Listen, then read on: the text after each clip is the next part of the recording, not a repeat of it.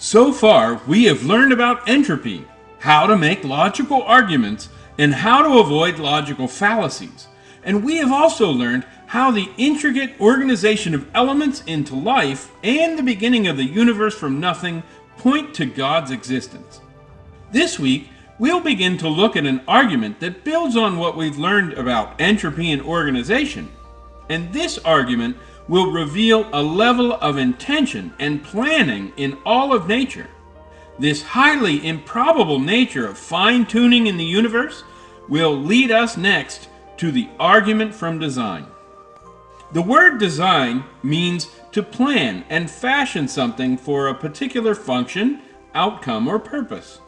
Let's see an example of design in action.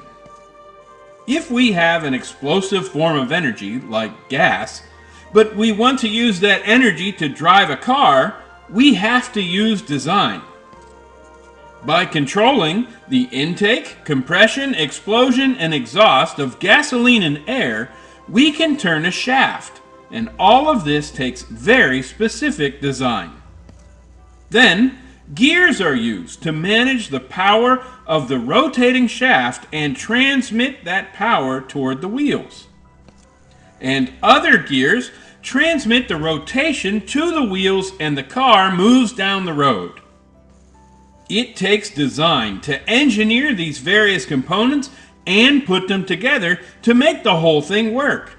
And just by looking at all of these parts, we can see that planning and thought went into the building of the final product. That is because design is always made evident by function, precision, and complexity. That is how we can easily recognize design when we see it.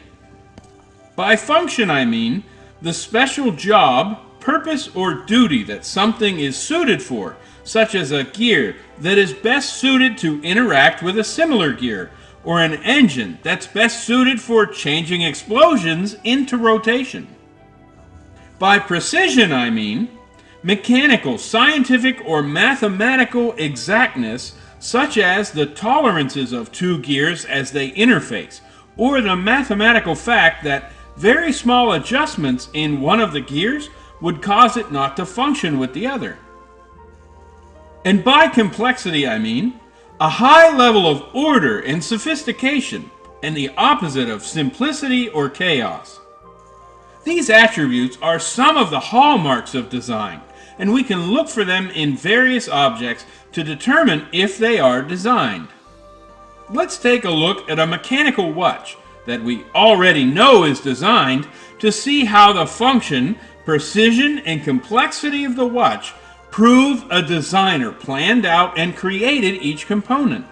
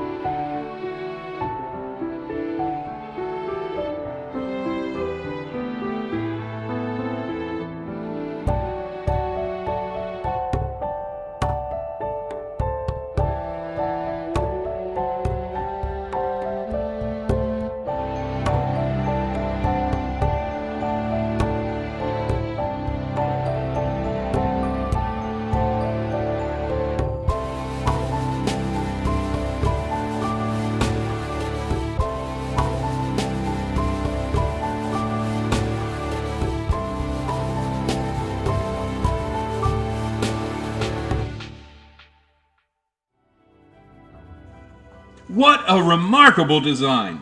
Let's ask some very important questions about this amazing pocket watch. The first question we can ask is, what if this was the size of a grandfather clock? Would it fit in a pocket then? No. So this particular timepiece was designed for a purpose, with very small and compact components to fit inside a small pocket-sized container. This shows us the purpose and intent that governed how the designer planned out this watch. Next, as we consider the various parts, we have to ask, can this watch function and count the passing hours, minutes, and seconds of time without all of these different components? The answer is no, and that fact is known as irreducible complexity. If we remove the knob that we use to wind the watch, for example, there would be no way to store up energy in the spring, and the watch would not function. If we remove the hour or minute hand from this design, then we cannot visually determine what the time was, so the whole design would be useless. The fact that all of these components have to be present in this design to make it do its job properly is what we mean by irreducible complexity, and we will learn about that feature more when we study biology. Now let's consider the mainspring. In a watch, the barrel spring or mainspring is made out of various engineered types of spring steel. Just a mild steel or another type of metal like brass or copper would not work properly, so a very specific type of alloy is used. What would happen if a non-spring steel was used in the barrel? The watch would not work. This means that the designer knew the requirements for the type of steel needed and made sure that the right kind of steel was used. Also, we see that the knob used to wind the spring has grooves cut into it, so that the user can wind the spring without slipping, because a smooth knob would not work as well. This also indicates design and planning. The mainspring is housed inside the barrel, which transfers the spring energy into the wheels of the watch. What if the barrel didn't have any teeth? Could it interact with the wheels? More than that, what if the barrel had the wrong number of teeth? This would cause the entire watch to keep time incorrectly. This leads us to a very important point. Time is very precise, and the number of gears on the wheels and their ratio to each other is what allows the watch to actually keep time. This means that the watch has to be mathematically designed to have just the right number of teeth to control each rotation and correctly count hours, minutes, and seconds. Mathematical fine-tuning has to be present for the gears in a watch to work correctly. Also, in order to keep things ticking along at just the right cadence, the escapement is used. But it will not perform its job alone either. It has to work with the rest of the parts in the watch, like the pallets. The pallets interact with the escapement to keep the watch ticking along methodically. And the pallets must be pivoting in relation to the forked lever. Then the forked lever must interact correctly with the impulse pin. These highly interactive and interdependent components function together to achieve a specific result and deal with the various challenges the designer faced. And there is also the balance wheel, which, as the name implies, it must be balanced, which took intelligence and intent. And the motion of the balance wheel is controlled by the balance spring, which again must be made out of just the right metals at just the right tension. Then all of these opposing and controlled forces propel a second hand that moves 60 times per minute. There's also a minute hand that precisely counts 60 movements per hour. And finally, an hour hand that counts out 24 hours in the day. We can see by all of the various levels of function, complexity, and precision that we have just touched on, the watch is exquisitely designed, and the designer is evident because of the clear and absolute statistical fact that these various components are fine-tuned to do just what they do in just the way that they do them. If one tooth goes missing, or if one spring breaks, or if anything is modified from this precise mechanism, then its overall function would break down. The remaining precision would become meaningless, and even though its complexity would still exist, it would become pointless complexity. So these observations can be applied to our universe as well. In much the same way as the number of teeth are mathematically necessary for a watch to keep proper time, our universe has some very interesting mathematical features called constants. These constants must be as they are for everything to exist as it does. Let's see a little video that demonstrates how these constants have affected science. Regardless of whether or not they believe in God, most scientists agree the cosmic code appears to exist.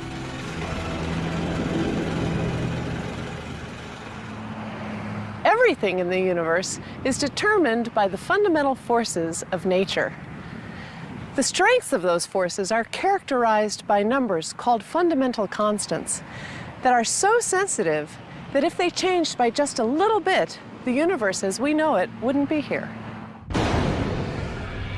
For example, if the rate of expansion of the universe had changed by 1 part in a quintillion is 1 with 18 zeros after it, the universe would continue to expand or collapse back on itself, and none of this would be possible. To illustrate just how small a number 1 part in a quintillion is, imagine all the grains of sand on this beach. In fact, imagine all the grains of sand in all the world's beaches. That number's probably somewhere around a quintillion. In this analogy, if all that sand represented the rate of expansion of the universe, how many grains of sand would I need to add or subtract to wreck the universe? Just 1 grain, 1 in a quintillion.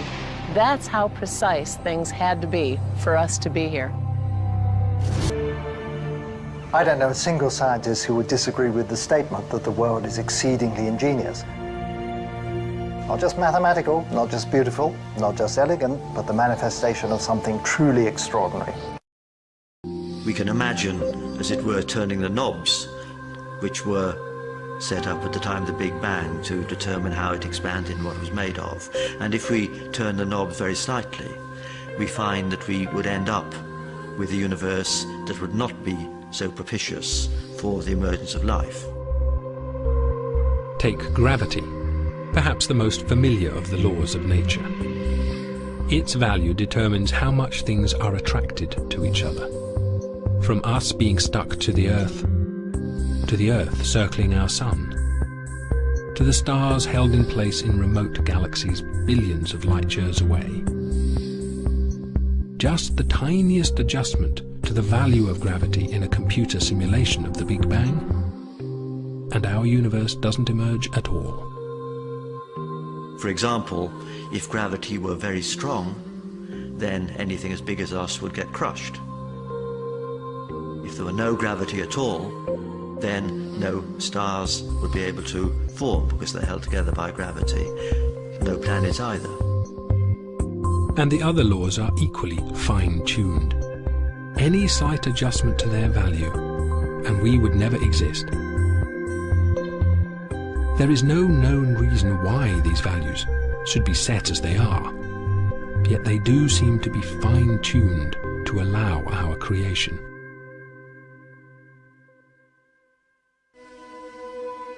For a while, mainstream cosmologists were content that once we understood better the underlying reason for the laws being set as they are, fine-tuning would no longer seem so mystical, and would once again fall within the realms of physics and mathematics.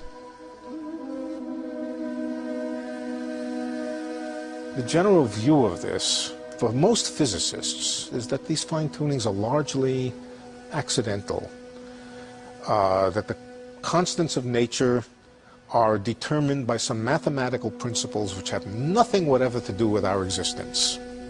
Impersonal, mathematical, and we were just incredibly lucky that that mathematics happened to give rise to a universe with all this kind of fine-tuning, just precisely so. And so the anthropic principle existed as an interesting but eccentric theory. But then, quite unexpectedly, a completely new law of nature was discovered, and our universe relied on this law being so precisely tuned that it seemed no rational theory would ever explain it.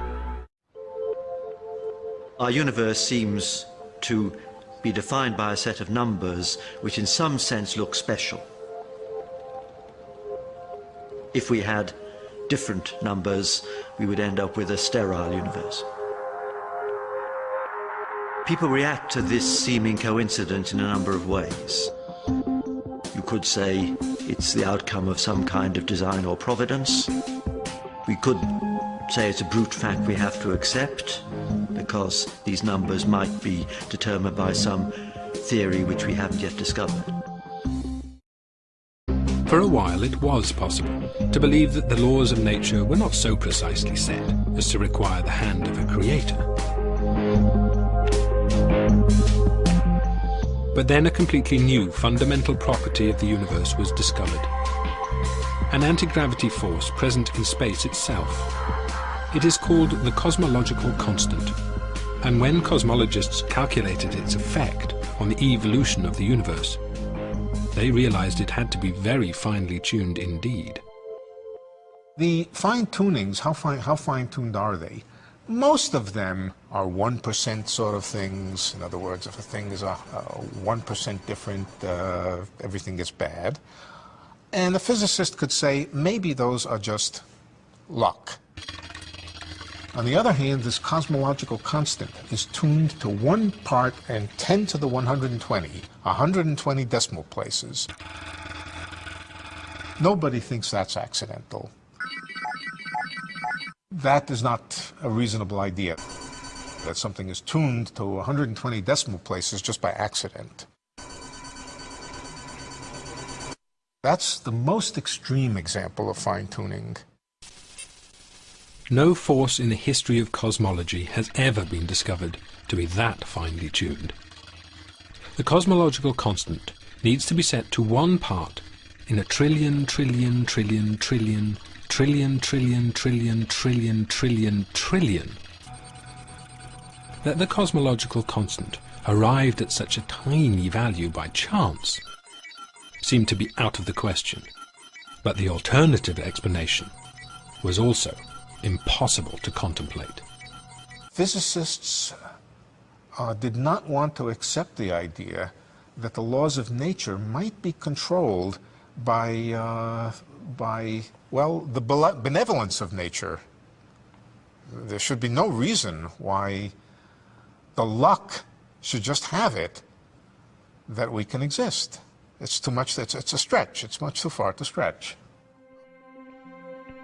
It seemed that hidden in the laws of nature was a value so precise that it was impossible to deny that our universe was designed. But a designed universe requires the existence of a designer.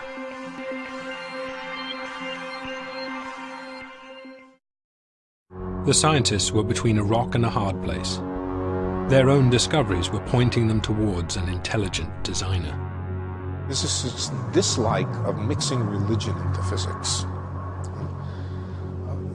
I think they were somewhat afraid that if it was admitted that the reason the world is the way it is has to do with our own existence, that could be hijacked by the creationists, by the intelligent designers.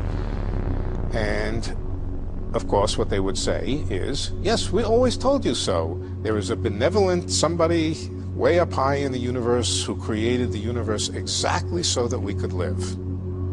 I think physicists shrank at the idea of getting involved in such things.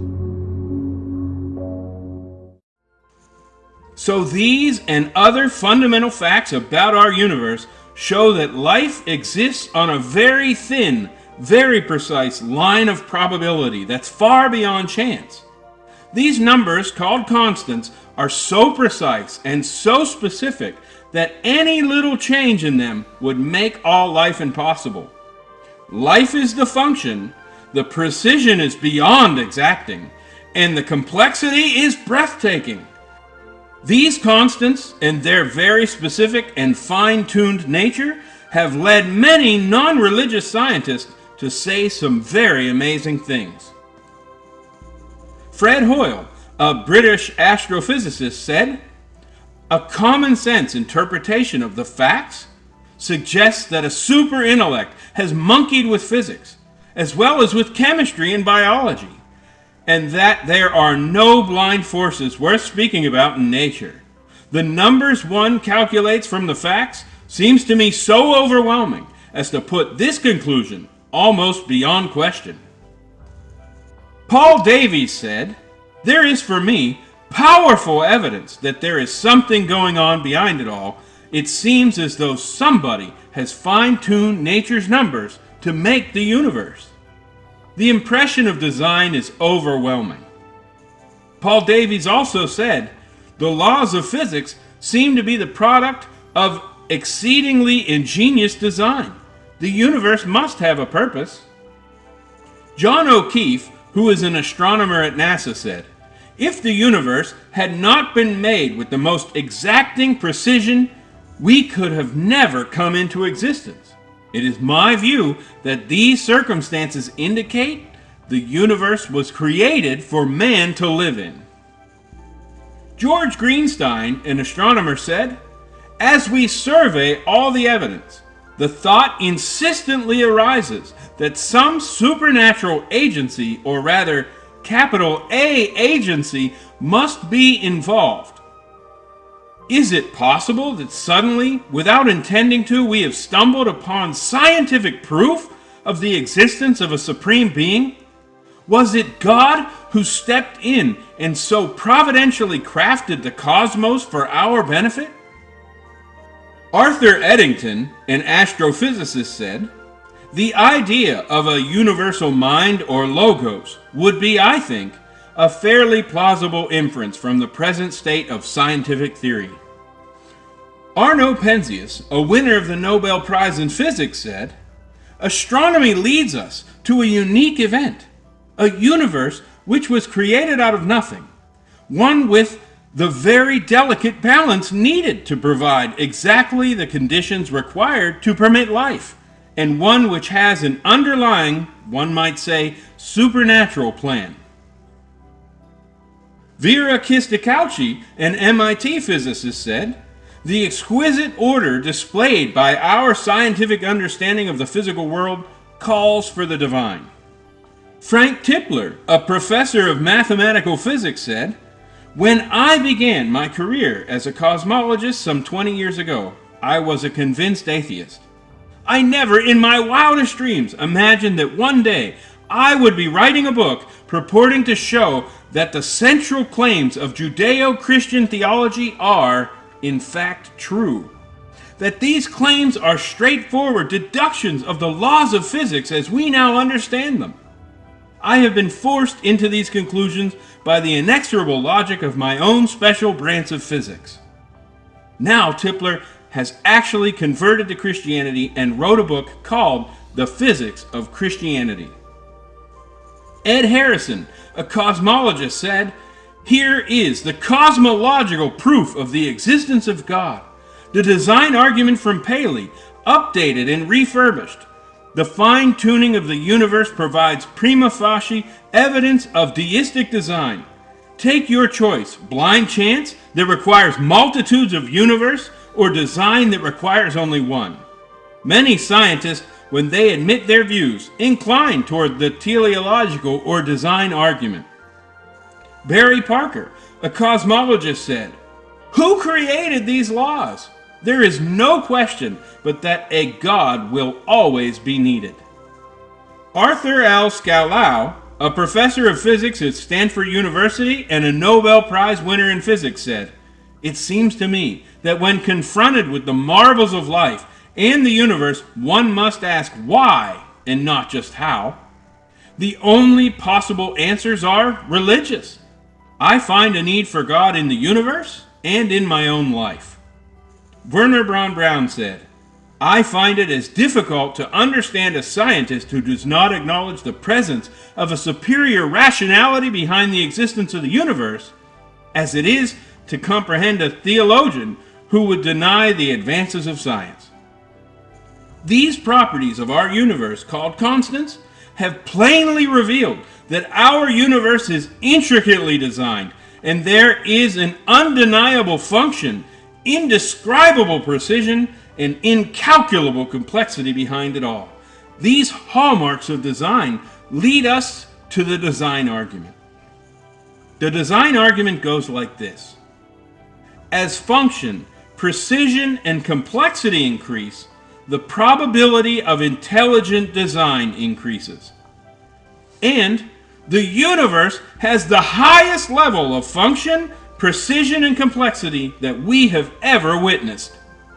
Therefore, the universe has the highest probability of intelligent design ever witnessed to this point.